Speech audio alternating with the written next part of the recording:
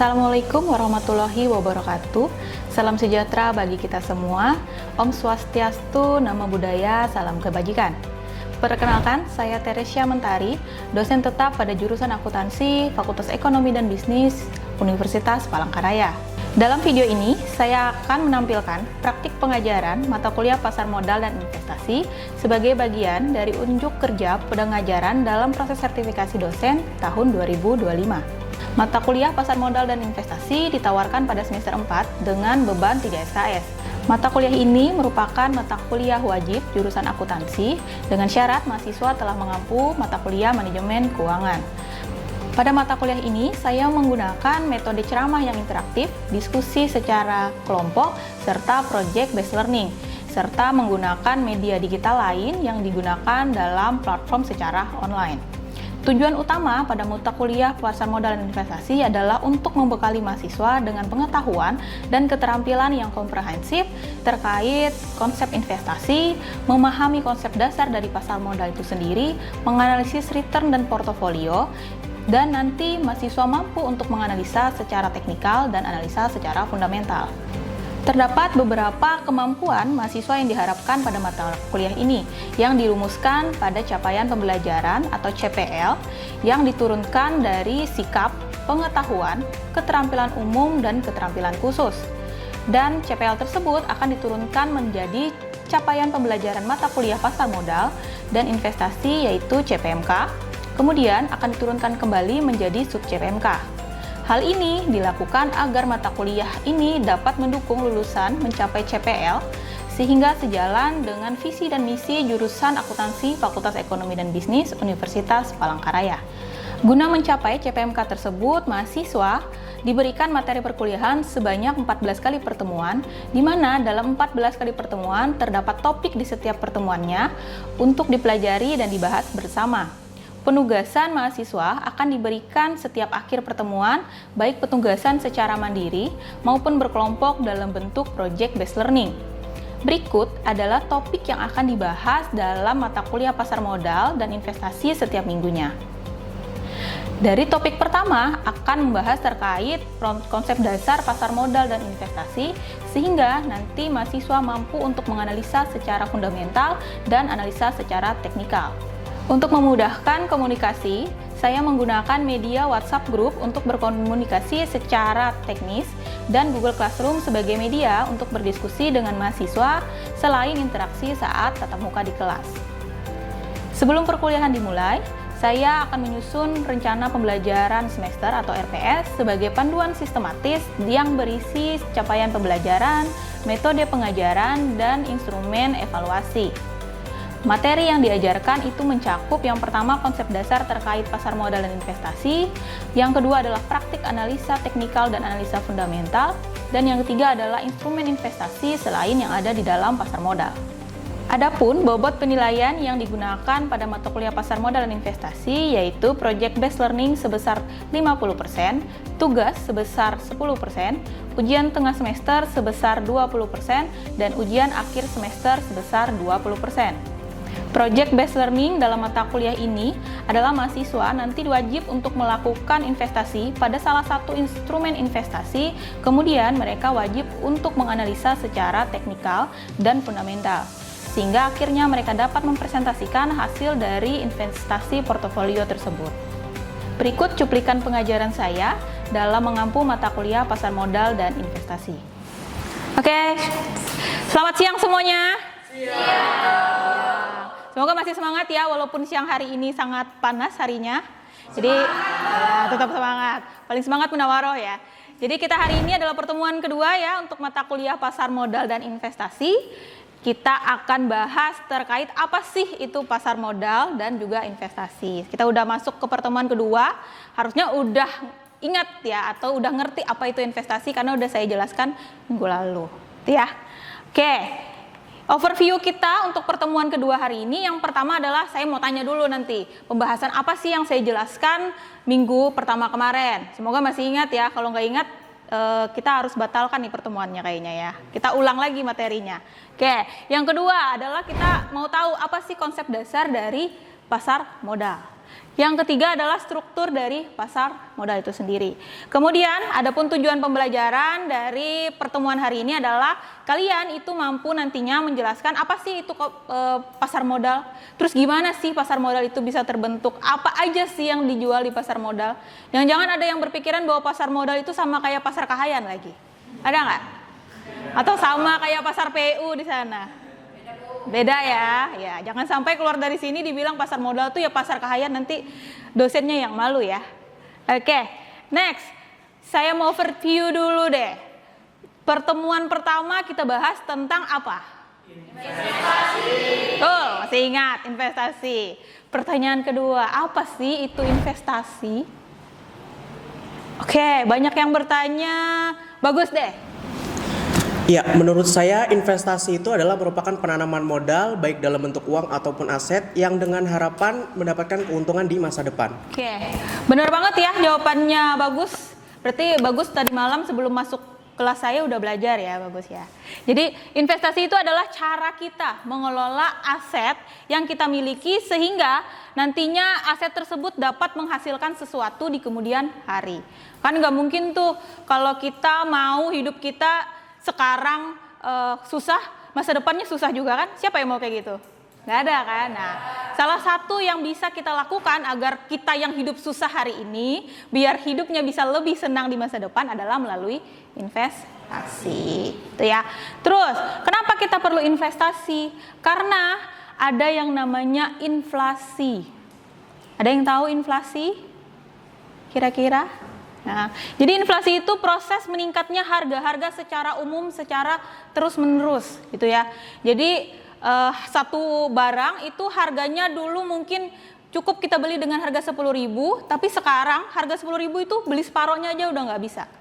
Mungkin yang lebih bisa tergambarkan adalah ini. Nah, siapa yang sini yang suka makan bakso? Ya, dulu waktu SD mungkin jajannya 5.000, cukup untuk beli bakso satu mangkok ya, cukup nggak? Cukup. Sekarang 5.000 kayaknya cuman buat 3 pentol aja ya. Jadi kan nggak kenyang. Jadi itu nilai mata uang kita itu semakin tahun akan semakin menurun. Harga barangnya itu semakin naik. Itu yang disebut dengan inflasi. Contoh berikutnya, nah ini yang sangat akrab dengan anak-anak kosan ini ya, bener nggak? Ya, dulu harga Indomie kalau seumuran saya itu Indomie mungkin di harga masih ada yang harga 500 dulu mie Sakura ya.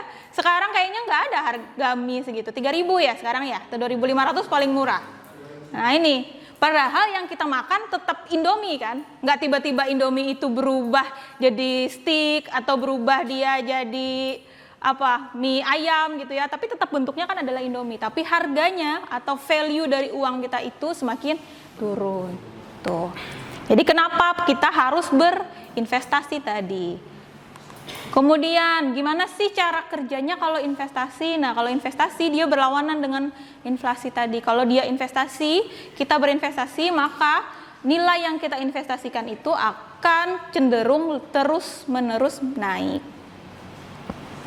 Oke, sampai sini ada pertanyaan dulu. Overview nih masih ya terkait investasi. Kita lanjut. Bisa lanjut. Oke, kita lanjut ke pasar modal. Nah, ada yang tahu nggak kira-kira apa sih pasar modal itu? Siapa yang mau jawab? Ya, silakan, Joseph. Izin Bu, kalau menurut saya pasar modal itu adalah wadah di mana aktivitas bertemunya pihak yang membutuhkan dana, contohnya itu seperti perusahaan, dan juga pihak yang memiliki dana itu investor. Nah, yang dimana nanti di dalamnya itu terdapat transaksi seperti saham atau obligasi. Kurang lebih seperti itu Bu. Oke, good banget jawaban Joseph ya. Jadi benar ya, pasar modal itu adalah secara simpelnya adalah suatu wadah yang disediakan oleh pemerintah untuk bertemunya antara investor dengan perusahaan. Seperti ini gambarannya. Jadi ada perusahaan nih, perusahaan itu kan untuk menjalankan usahanya dia perlu modal kan, perlu uang, dan belum tentu perusahaan tersebut cukup uangnya untuk keberlangsungan usaha tersebut. Maka dia ke pasar modal gitu ya untuk menawarkan sahamnya. Nanti kalau terkait saham kita bahas lebih lanjut. Kemudian ada investor. Kalian-kalian ini nih yang misalnya punya uang berlebih gitu ya, daripada ditaruh di tempat tidur nanti bisa dimakan rayap atau diambil sama adik atau kakaknya kan. Nah, lebih baik diinvestasikan. Salah satu bentuknya di pasar modal. Nih gambarannya. Jadi ada pihak yang perlu dana secara jangka panjang. Jadi perusahaannya nih perlu dana. Aku perlu dana nih untuk memproduksi misalnya perusahaan Unilever gitu ya. Dia perlu dana untuk memproduksi sampo misalnya. Nah, tapi dia kekurangan dana. Makanya dia perlu asupan dana dari pihak yang ingin berinvestasi. Kita yang akan berinvestasi. Itu ya, bisa ya dapat gambarannya terkait pasar modal itu. Jadi jangan lagi keluar dari sini nggak tahu bedanya pasar modal, pasar ikan, nanti tiba-tiba tercampur dengan pasar kahayan, pasar PU, pasar besar gitu ya, jangan ya. Jadi kalau pasar modal itu adalah tempat bertemunya antara investor dengan perusahaan. Oke, ini gambaran pasar modal dulu. Kalau dulu pasar modal itu dia bertransaksi, caranya adalah dengan kita melalui telepon, melalui fax dulu ya, karena belum ada email. Kalau sekarang sudah sangat-sangat mudah.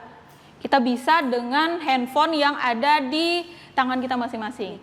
Jadi ada aplikasi yang bisa kita lakukan untuk berinvestasi, salah satunya di pasar modal. Oke, tapi walaupun si investasi itu sangat penting ya, namanya hidup pasti ada risiko. Investasi juga pasti ada yang namanya resiko. Bisa jadi resiko di dalam pasar modal itu adalah kita mengalami kerugian dari selisih harga jual. Jadi awal kita beli, misalnya kita beli produk tersebut adalah 4.000, tapi seiring berjalannya waktu ternyata usahanya tidak berjalan baik. Misalnya Unilever tadi produksinya dapat berita yang tidak bagus, misalnya samponya tidak bagus, kemudian ada kecacatan produk. Jadi akhirnya dia akan harga jual yang awal kita beli tadi akan turun. Kemudian resiko yang berikutnya adalah resiko likuiditas. Bisa jadi perusahaan tersebut karena kita nggak analisa secara benar, dia mengalami kebangkrutan. Padahal di awal kita beli nih, kita yakin bahwa dia akan naik harganya. Ternyata yang saat kita beli dia akan bangkrut. Jadi resiko tersebut yang harus kita waspadai dalam berinvestasi di pasar modal. Oke, ini adalah profil resiko dari seorang yang ingin berinvestasi, gitu ya. Jadi kalian yang mau berinvestasi, kalian harus pahami dulu nih, profil resiko kalian itu masuk dalam kategori apa? Apakah sangat konservatif, moderat, atau agresif? Ada yang pernah nggak cek profil resikonya? Pernah. Kalau yang belum pernah kita cek sama-sama ya. Nanti saya akan kirimkan form untuk mengisi profil resiko kalian masing-masing. Nanti saya kasih waktu 1-2 menit ya untuk ngecek profil resiko tersebut. Saya kirimkan melalui WA Group dan juga Google Classroom-nya. Silahkan dicek ya. Oke, sudah dicek profil resikonya masing-masing? Sudah keluar hasilnya? Ya, saya mau tahu dong 1 atau 2 orang profil resikonya hasilnya apa? Boleh, yang mau? Yang jawab siapa? Oke, Eci, silakan. Konservatif, Bu. Oke, konservatif. Selanjutnya, Lili. Kalau saya moderat. Oke, moderat. Thank you jawabannya. Oke, tadi profil resikonya masing-masing beda-beda ya. Punya Eci nih, walaupun berteman sama Natali sangat akrab, ternyata profil resikonya berbeda. Kalau Tracy tadi, profil resikonya adalah konservatif. Apa sih artinya kalau ini, Bu? Ada yang bingung nggak? Jadi kalau dia sangat konservatif, itu biasanya investor tersebut profil resikonya adalah dia lebih cenderung untuk takut dengan yang namanya resiko. Jadi dia akan melakukan investasi yang risikonya sangat rendah. Contoh, yang risikonya sangat rendah, menabung di celengan, gitu ya. Ada yang masih menabung di celengan? Ada. Atau ada yang menabung dengan orang tuanya? Ada.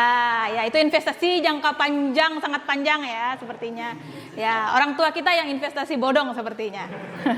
Oke, kemudian ada yang kategorinya konservatif. Kalau dia kategorinya konservatif, itu biasanya dia cenderung bolehlah ada risiko, tapi dikit-dikit aja gitu. Kalau dia masuk kategori konservatif, dia mulai nih bisa menabung di bank. Jadi dia merasa aman uangnya itu kalau ditabung di lembaga perbankan. Atau dia bisa juga mungkin mulai bisa menabung emas secara fisik.